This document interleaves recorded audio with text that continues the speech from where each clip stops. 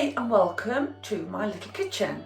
Today I'm going to do some retro British cooking, baking, namely pineapple upside down cake. The recipe that I'm using is exactly the recipe that I used at school. It's been in my head ever since when I went to school, in the 80s. I left in 1987, yes I'm old. Recipe for sponge mix being thus: same quantities of self-raising flour, butter and sugar.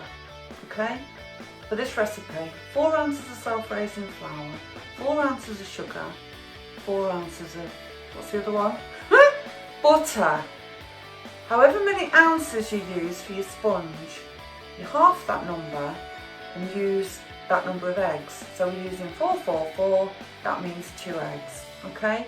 We're cooking our cake in quite a small tin, half a sandwich tin, it measures 17 centimetres. You want to do a bigger one, use 6, 6, 6, okay? Oh, crikey! And use 3 eggs. But we're using 4, 4, 4, so there's nothing demonic going on with this pineapple upside down cake. Let's get on with it. So here's the ingredients. As I've already said, 4, 4, 4. Butter, self-raising flour, sugar. I'm using granulated sugar. I mean, that's what I used at school, but you should probably use caster sugar. Tin of pineapple slices in juice or syrup, little bit of vanilla extract, glass cherries, 2 eggs. We're using a small sandwich tin, and that's just some butter I've got hanging around. I'm going to use that for greasing the tin, just to use it up really. At school we wouldn't have used that, obviously, we didn't have Aldi in them days. It would have been store SB margarine. But that's what I've got, that's what we're using, okay? Proper retro cooking today. We're going to do it in a bowl. This is the actual bowl I had when I was a kid at home. Thanks Mum, she let me have it. Whoop! Preset your oven. Here I am. As with any recipe, preheat your oven. I've got it on bake, not convection. I don't use convection. Again, we didn't have it in the day, so I don't use it. 180 degrees, gas mark 4, baking mode on my mini Tefal oven. And then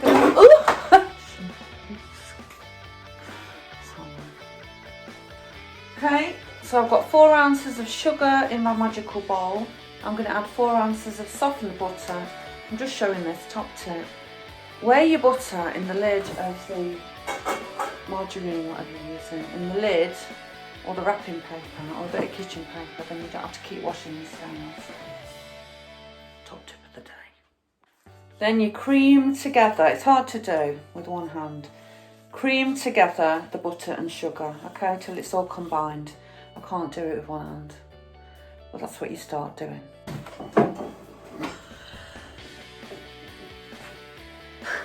Trying to cream it together, I've left my chair there, look. Oh crap. When that's creamed together, put your 2 eggs in. You're supposed to do your eggs separately, just in case shell goes in your mixture. But I'm really good at cracking eggs. So if you're good at cracking eggs, just put them straight in the bowl. If not, do them separately and then put them in. Then you basically mix it together until it looks like scrambled egg.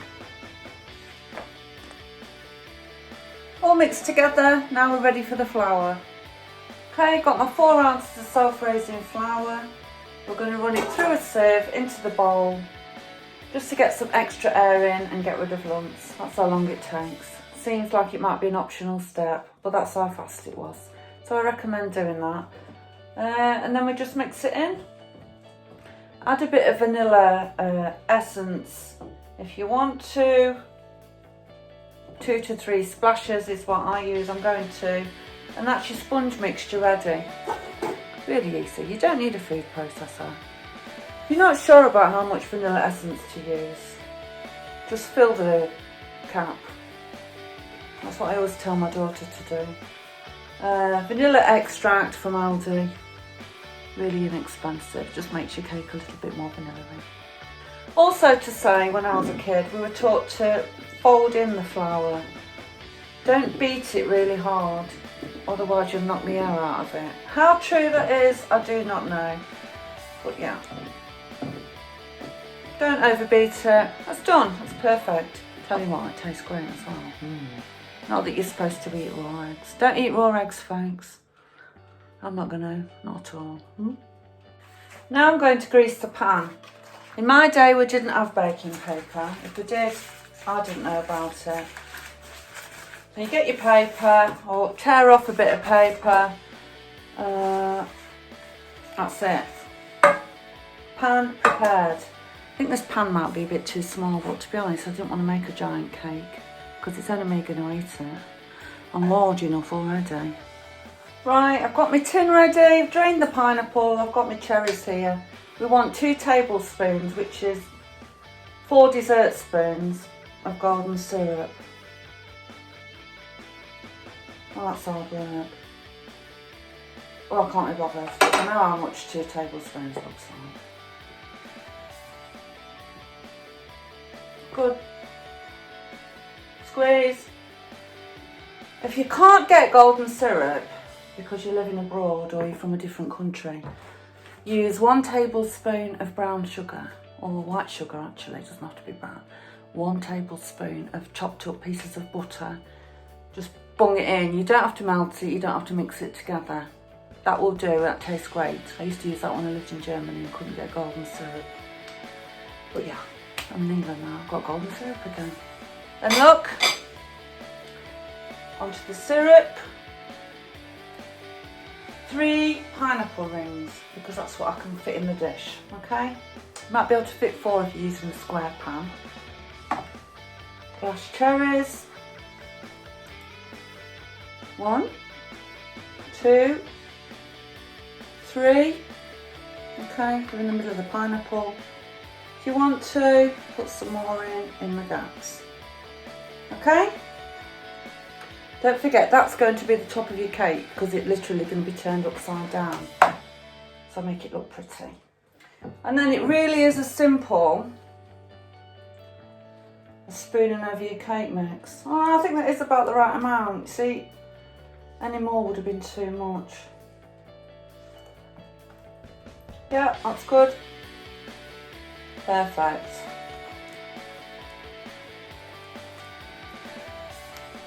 This is exactly the quantities we used at school, the 444, and I used a little pan this size.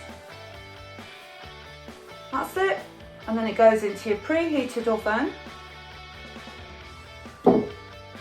Check it after about 12 minutes. I cook everything for 20 minutes, rightly or wrongly.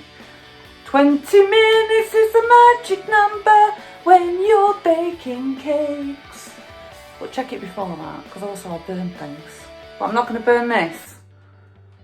Yeah, so while you're waiting for it to cook for 20 minutes, wash your pots so that you can just enjoy your cake.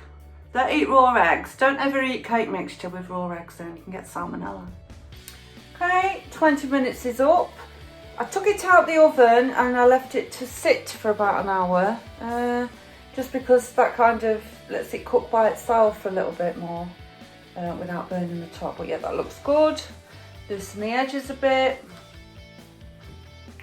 Then we're just going to turn it upside down. Moment of truth. I'm a bit scared because I didn't use baking paper. I just wanted to prove a point that we didn't have it in the 80s. This might be a disaster. Down. I'm really crossing my fingers now because the whole video will be ruined if it doesn't work.